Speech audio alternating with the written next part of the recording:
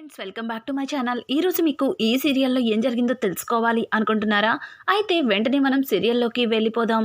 ఇక రమ్య అయితే తన కడుపులో బిడ్డని కోల్పోయానని చాలా బాధగా ఇక ఎక్కడైతే ఆరాధ్య చితిని వెలిగించారో అక్కడికి వెళ్ళి తన చితి దగ్గర కూర్చుని నీ వల్లే నా భర్త నాకు దూరం అయ్యాడు. నేనంటే ఎంతో ప్రేమగా ఉన్న నా బిడ్డ కూడా నీ కూతురు వల్ల నా నుంచి దూరం అయ్యాడు. నువ్వు నా కుటుంబానికి ఒక శనిలా దాపరించావు అని చెప్పి ఇంకా రమ్య అయితే ఆరాధ్య చితి దగ్గర కూర్చుని విలపిస్తూ ఉంటుంది. నువ్వు నా సంతోషాన్ని అలాగే నా ఆనందాలని లాగేసుకున్నావు. నువ్వు నీ కూతురు బాధ్యతల్ని నా భర్త చేతిలో పెట్టి ఇక్కడి నుంచి వెళ్ళిపోయావు. ఎంతో ఎంతో ప్రేమగా పెంచుకున్న నా కొడుక్కి నా నుంచి దూరం చేశావు. చివరికి నా కడుపులో పెరుగుతున్న బిడ్డని కూడా నా నుంచి దూరం చేశావు. ఇంకా నేను ఎందుకు బ్రతకాలి అని చెప్పి తాను తెచ్చుకున్న పాయిజన్ని ఇంకా తాగబోతుంటే కొంతమంది రౌడీలు కరెక్ట్గా పాయిజన్ బాటిల్ ముందు ఆరాధ్య ఫోటోని పెట్టి ఈ అమ్మాయిని ఎక్కడన్నా చూసారా అని అడగడంతో ఒక్కసారిగా రమ్య ఆరాధ్య ఫోటో చూసి షాక్ అయిపోతుంది. ఎవరి అమ్మాయి? అసలు ఈ అమ్మాయి మీకు తెలుసా అని అడగడంతో తనెవరో మాకు తెలుసు, ముందు ఈ అమ్మాయి ఎక్కడ చూసావో చెప్పు అని చెప్పి ఇక రౌడీలైతే రమ్యని నిలదీస్తూ ఉంటే అప్పటికే ఆరాధ్య మీద కోపంతో రమ్య చాలా ఆవేశంగా ఆ రౌడీ చొక్కా పట్టుకుని ముందు ఇది ఎవరో చెప్పండి, అసలు దీని గురించి మీరెందుకు ఎతుకుతున్నారో చెప్పండి అని అంటూ ఉంటే ఇక రౌడీలు అదంతా నీకు అనవసరం, నేను అడిగిన దానికి సమాధానం చెప్పు, ఇది ఎక్కడుంది అని అంటూ ఉంటే దానికి రమ్య చాలా కోపంగా పక్కన ఉన్న ఒక కర్రని తీసి ముందు వెనక ఆలోచించకుండా రౌడీలని ఎరగ తీసేస్తుంది. ఇక రౌడీలైతే మేడం మాకు ఆ అమ్మాయి ఎవరో తెలీదు, కానీ తనని వెతికి తీసుకురమ్మని కొంతమంది చెప్పారు అని అంటుంటే ఎవరు వాళ్ళు చెప్తారా లేదా అని చెప్పి మళ్ళీ కర్ర తీసుకుని కొట్టబోతుంటే రమ్య దగ్గర నుంచి వాళ్ళు తప్పించుకొని పారిపోతూ ఉంటారు. ఇక రమ్య అయితే ఆరాధ్య ఫోటోని చూసి నీ వల్ల నా జీవితం అతలకుతలమయ్యింది అని చెప్పి రమ్య ఆరాధ్య ఫోటోని ముక్కలుగా చింపి అక్కడే పడేస్తుంది. తర్వాత పాయిజన్ బాటిల్ తీసుకుని తను తాగబోతుంటే ఇక్కడ చూస్తే బుజ్జి ఆ పాపని తీసుకుని స్కూల్కి వెళ్ళడంతో స్కూల్లో టీచర్సు పాపని తీసుకురావడం వల్ల బుజ్జిని స్కూల్ నుంచి పంపించేస్తారు. ఆ పాపని కరెక్ట్గా రమ్య ఎక్కడైతే విషాన్ని తాగబోతుందో అక్కడే పక్కన పెట్టి పాపకి పాలు పట్టుతూ పక్కకి తిరిగి చూస్తాడు. దూరంలో రమ్య కనిపించడంతో అమ్మా అని రమ్య దగ్గరికి పరిగెత్తుకుంటూ బుజ్జి వెళ్తూ ఉంటే బుజ్జిని చూసిన రమ్య తన చేతిలో ఉన్న విషం బాటిల్ని కింద పడేస్తుంది. బుజ్జి అని అంటూ ఉంటే నువ్వేంటమ్మా ఇక్కడ ఏం చేస్తున్నావు అని అంటుంటే నేను ఆ దేవుడి దగ్గరికి వెళ్ళిపోవాలనుకుంటున్నాను బుజ్జి. నువ్వు నీ చెల్లెలు సంతోషంగా ఉండండి. నీ చెల్లెలి కోసం మీ నాన్న నన్ను దూరం చేశాడు. అందుకే నేను కూడా మీ చెల్లెలు వల్ల అమ్మ ఎక్కడికి వెళ్ళిందో అక్కడికే వెళ్ళిపోతున్నాను అని చెప్పి ఇక రమ్య మాట్లాడుతూ ఉంటే ఒక్కసారిగా బుజ్జి రమ్యని హక్ చేసుకొని అమ్మా నువ్వు నా నుంచి ఎక్కడికి వెళ్ళొద్దమ్మా, నువ్వు లేకుండా నేను బ్రతకలేను అని చెప్పి బుజ్జి రమ్యని హక్ చేసుకొని అడుగుతూ ఉంటే ఇక రమ్య బుజ్జి ప్రేమని తట్టుకోలేక తన చేతిలో ఉన్న పాయిజన్ బాటిల్ కింద పడేసి బుజ్జిని హక్ చేసుకుని ఎక్కడికి వెళ్ళను బుజ్జి, నువ్వు వేడవకు అని చెప్పి బుజ్జిని దగ్గరికి తీసుకుని తన కళ్ళనీళ్లు తుడుస్తుంది. ఆగమ్మా చెల్లి ఇక్కడే ఉంది అని చెప్పి బుజ్జి వెళ్ళి పాపని తీసుకొచ్చి రమ్య చేతిలో పెడతాడు. రమ్య ఆ పాపని చూస్తూ ఇదంతా మీ అమ్మ వల్లే వచ్చింది అన్నట్టుగా ఇంకా పాపని చాలా కోపంగా చూస్తుంది. ఇష్టం లేకపోయినా బుజ్జి కోసం పాపని పట్టుకుని ఇక ఇంటికైతే వెళ్తుంది. రమ్య కోసం ఊరంతా వెతికిన కేశవ చాలా కంగారుగా ఇంటికైతే వస్తాడు. ఇంటికి వచ్చిన కేశవకి ఒక్కసారిగా రమ్య పాపని ఎత్తుకోవడం చూసి షాక్ అయిపోతాడు. వెంటనే రమ్య తన చేతిలో ఉన్న పాపని బుజ్జి చేతిలో పెట్టి చాలా కోపంగా కేశవని చూసి అక్కడి నుంచి లోపలికి వెళ్ళిపోతుంది. ఇక కేశవ అయితే రమ్య దగ్గరికి వెళ్ళి రమ్యతో మాట్లాడడానికి ప్రయత్నిస్తాడు. కానీ రమ్య ఎవరితో మాట్లాడడం తనకిష్టం లేదని, ఒంటరిగా ఉండాలని గట్టిగా అరుస్తూ తలుపులు వేసేస్తుంది. ఇంకా రమ్యకి ఎలా నచ్చ చెప్పాలో అర్థం కాక కేశవ అక్కడే ఒక దగ్గర కూర్చుని కుప్ప కూలిపోతాడు. ఇంతలో త్రివేణి వచ్చి, కేశవ, రమ్య ఎక్కడ ఉంది అని అంటూ ఉంటే, పిన్ని, రమ్య లోపలే ఉంది పిన్ని. తనకి ఎలా నచ్చ చెప్పాలో అర్థం కావట్లేదు. కడుపులో బిడ్డని కోల్పోయి తను ఎంతగా కుమిలిపోతుందో నేను అర్థం చేసుకోగలను.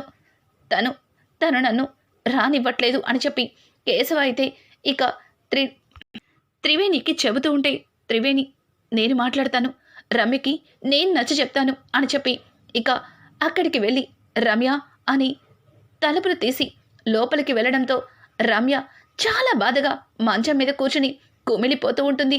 ఇక త్రివేణి అయితే, చూడు రమ్య, నీకు ఎలా నచ్చ చెప్పాలో నాకు అర్థం కావట్లేదు, నువ్వు బాధపడమాకు అని చెప్పి ఇక త్రివేణి రమ్యకి అన్ని విధాలుగా నచ్చ చెప్తుంది.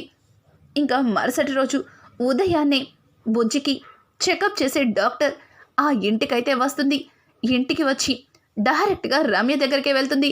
రమ్య ఆ డాక్టర్ని చూసి, ఎవరు మీరు లోపలికి వచ్చారు అని రమ్య అడుగుతూ ఉంటే, మీరు రమ్య కదా, మీరు ఆదికేశవ గారి భార్యే కదా అని అంటుంటే, అవును, ఇంతకీ మీరెవరు అని అంటూ ఉంటే, నేను డాక్టర్ని, అదే మీ బుజ్జికి చెకప్ చేసే డాక్టర్ని అని అంటుంటే, ఏం మాట్లాడుతున్నారు? మా బుజ్జిని మీరు చెకప్ చేయడం ఏంటి? వాడు చాలా ఆరోగ్యంగా ఉన్నాడు అని అంటూ ఉంటే, ఆ మాటలకి ఇక డాక్టర్, చూడండి రమ్య గారు, మీకు ఈ నిజాన్ని ఎన్ని రోజులు ఆదికేశవ గారు ఎలా చెప్పాలా అని చాలా బాధపడుతున్నారు. ఇది నేనే మీకు చెప్పవలసి వస్తుందని అస్సలు అనుకోలేదు. బుజ్జికి బ్రెయిన్ హ్యూమర్ అనే జబ్బుతో బుజ్జి బాధపడుతున్నాడు. తను ఏ మాత్రం బాధపడినా, తను భయపడినా బుజ్జికి ఆ బ్రెయిన్ హ్యూమర్ అనే జబ్బు వల్ల తను ప్రాణాలకే ప్రమాదం. తను ఎప్పుడూ కూడా సంతోషంగా ఉండేలా చూసుకోవాలి.